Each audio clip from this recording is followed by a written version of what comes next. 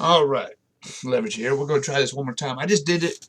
Well, I started on a big old warning. There is no sound. It came up. So, anyways, where have I been? That's the question. It's been 4 months now. I didn't realize it's been 4 months. I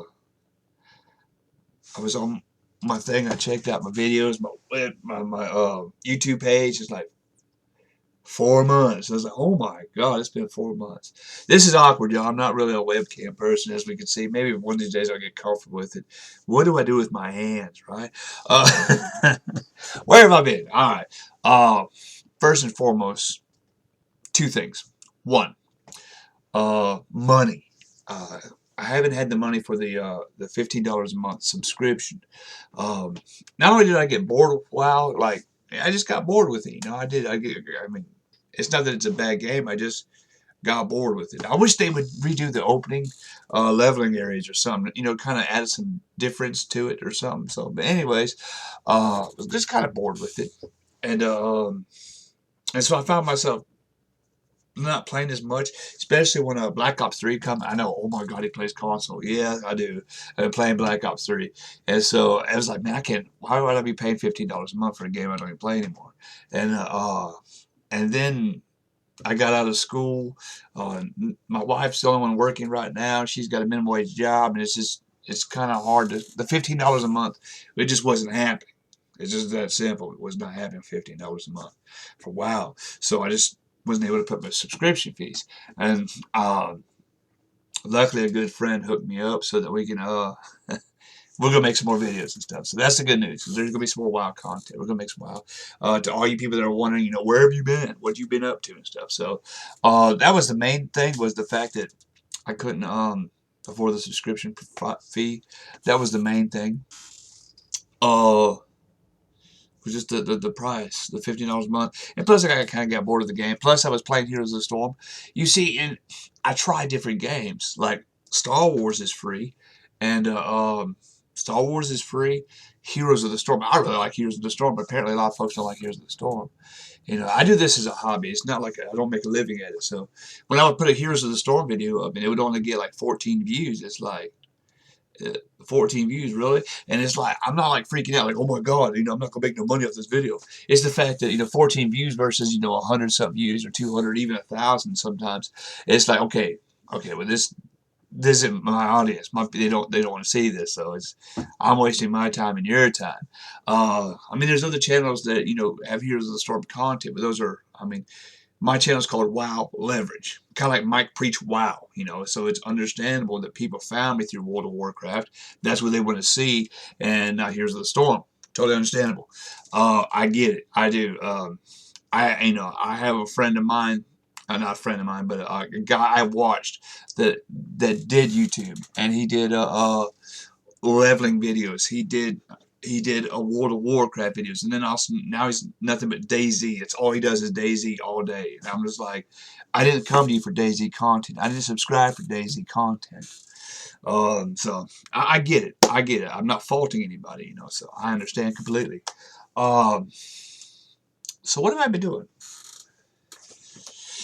10 years ago, 10 long years ago, got a divorce, and as a young man, I always wrote stories. I wrote stories, short stories. Uh, Anybody knows me, especially when I used to live in Mississippi, my home state. When I lived in Mississippi, I would even hand them out short stories to read that I wrote. I've always been a writer. You know, I just never taken it to the next level. And then I got my divorce, and I wanted to. Hold on a second. And then this book come out. There we are. Stephen King's On Writing. If you ever want to write a book, be a novelist, this is the book to get. It's the Bible for me. I can't show you all the. I got all kinds of. Can you see the ink pen? I got like all kinds of stuff underlined in ink pen in this thing. So, anyways, I wanted to make my dream a reality, become a writer. So, 10 years ago after my divorce, I was in a hard time, and I was like, I'm gonna write a book. And I was working offshore at the time, and came up with this bad boy. This is my. I'm tripping out on the. I'm trying to. I'm not a webcam person, all right? Anyways, this is it. This is the novel. The first time I wrote it when I was working offshore, and then I wrote 5 pages a day every day, and got the novel finished, got the book complete. This was the original one. It was called Peculiar People. Then it got name changed to, it was Peculiar People. Then it got name changed to Forgiveness. Check this out, y'all. This is a little trip down memory lane. Do you see that? Do you see that typing? That was done with a Brother word processor because I couldn't afford a laptop at the time. I mean, we're talking 10 years ago where laptops were expensive. You can go to Walmart now and get one for $200, dude, and it can do anything, you know. It don't play video games, but you can write a book on it or whatever you want to do. So, hey, hold on a second. I don't have it with me now. I have an Asus laptop now. It's about the size of a Nook, and that's what I write my stories on now. Uh, this now, what have you been up to? Man, I really should lower that thing, but man, screw it. Uh, this is what I've been up to. Do you see the color tabs? This, I've sent my book on to be published. We're going to have a book soon.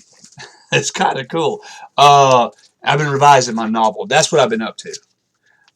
Boom. Part 1, Enticement. This is me revising my novel. What you see here are these color tabs, are the different scenes of the characters. The main protagonist is a girl. Her name is Mary. Those are pink. Bobby, the love interest, who's also another protagonist, he's done in green.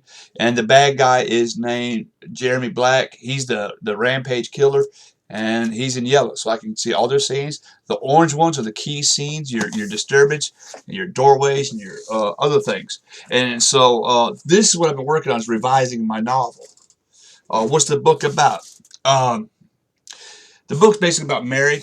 Uh, she's a devout Christian. She's this Christian girl, and she starts dating this local football star. And his hot-headedness, he's got bad temper. It brings him into the crosshairs of a vengeful killer. That's the log line. Here's the book blurb. The book blurb says this: Mary Robinson, or Sister Mary Robinson, the students call her, was raised in church and takes living for God seriously. She cautiously goes out with Bobby Anderson, a popular football player, and is fighting new emotions, and love and lust are defeating her. Bobby and Mary begin dating. He wants to change, but his anger and temper are what propelled him to football fame. Unfortunately, his rage has grown too powerful for him to control. Jeremy Black's young adult life has been miserable thanks to the cruelty of Bobby and his friends. After he accidentally bumps into Mary, Bobby hits him in the hallway, bringing yet another dose of public humiliation. Hungry for revenge, Jeremy has to decide whether to hunt his tormentors one at a time or just go on a rampage. And so that's it. That's the story in a nutshell. The novel is a combination of two ideas. One idea is the idea of I'm a Christian novelist. I mean, if you'll notice in my book, in my videos, you don't hear much cussing and stuff. I do Christian. I'm a Christian writer. Christian suspense is what you would call it. Christian thrillers, and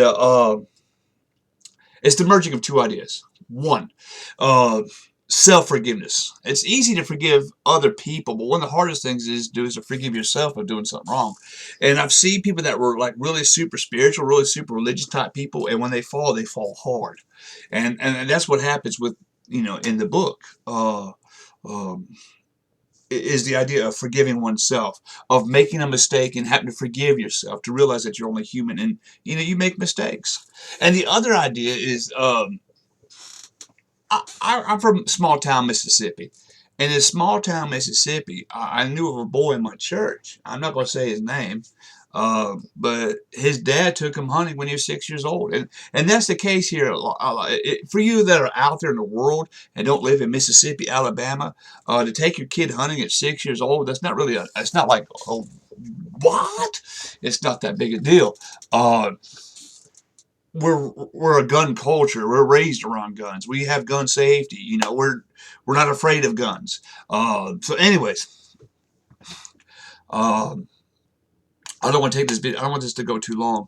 I'm watching my time there. So yeah. So kids are raised around guns. I took my son shooting. My son was like 10 years old, and we went shooting. I got cool little pictures of him and stuff. He's got a 50 caliber muzzle loader. You know, I mean, for real, black powder, 50 cal, boom.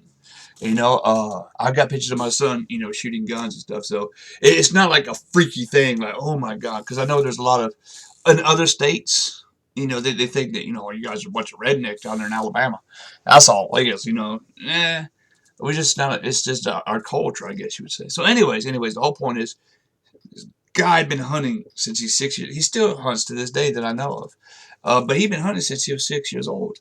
And I got the idea one day, what if one of these guys snaps? And you see these high school shootings and these high school killers, these colorblind guys who just, colorblind kids, they went to school with Uzis and you know, they just kill people randomly. But what if a guy that had been hunting deer since he was 6 years old with a long-range rifle and knew how to snipe, knew how to kill people from long range? What if this guy went on a rampage? What if this guy got tired of being picked on at high school and decided to take people out with precision? You know, and what if this guy snapped?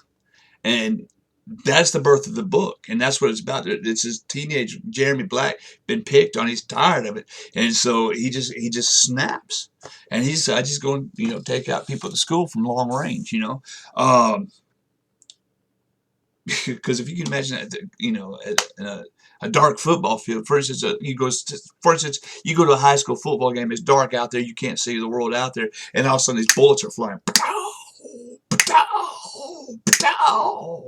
With precision, not just anger, but with precision, pinpoint accuracy. You know. Anyways, yeah, that's scary to think of, and yeah, that's the book. The book's much more than that, but you know, that's the merging of the two ideas, and so I mean, I'm proud of the novel, and I'm currently working on another book. I'm working on another novel now, and I got a couple other books in mind that I've been kind of fleshing out on the side in the back of the old brain there. I got some short stories. I'm going to try to load up some short stories. What are you saying all this for, Chris? By the way, Chris, my name. Uh, I am going to have another channel. This is the whole part of the whole social media selling books thing. And so, yeah, that's what we're going to do. We're going to try to sell some books. I'm going to have some things on the another channel where you can contact me, and we'll talk about writing. We'll talk about stories. I don't consider myself an expert enough to advise on writing. I can definitely give you tips and stuff, but you can find that anywhere on YouTube. I might do some book reviews and stuff, but I'm really just going to talk about my short stories, talk about stories I write, talk about my novels. And so that channel is going to be over there. And I plan on doing like a book launch thing when this book launches out, because once I get done revising it, and that's what I'm working on now, is getting the revisions done, and it shouldn't take me. I'm hoping in a couple more weeks to have the revisions done, and then that goes back to them, then they approve it, and then they put pictures for a cover and art, and it's released into the world, and so I'm looking forward to it. It's gonna be cool. It's gonna be really cool. I got some short stories I'm thinking about uploading to Kindle and stuff. Kindle Select, try to get a followership and stuff going. But there'll be more on that later. So anyways, yeah, that's what I've been up to. I've been revising my novel and writing another novel. Just that's the dream. The dream is to be a writer. That's all I've always wanted to be, as a writer, to be a novelist. If I could just make a living writing books, I'd be happy. And I'm not talking about being famous. I don't care about being Stephen King famous. I care. I mean, I wouldn't mind being like a Harlan Coben, or a Colin Cobble, or a D. Henderson. I'm trying to think of other names. Other names. Trying to think of authors that you don't know that make a living writing books. You know your Stephen Kings, you know your Michael Conleys, you know your John Grishams. Those are famous names, but there are people out there that, like your Harlan Cobens, and they're not as famous. You know, a Ted Decker, a Tosca Lee, Stephen James. You know, Stephen James. I love Stephen James. I got all of his books. I read all of his Stephen James books. Most of y'all probably never even heard of Stephen James. Go to a Christian bookstore and get a Stephen James book, and it'll blow your mind. There's a good book he got called Opening Moves.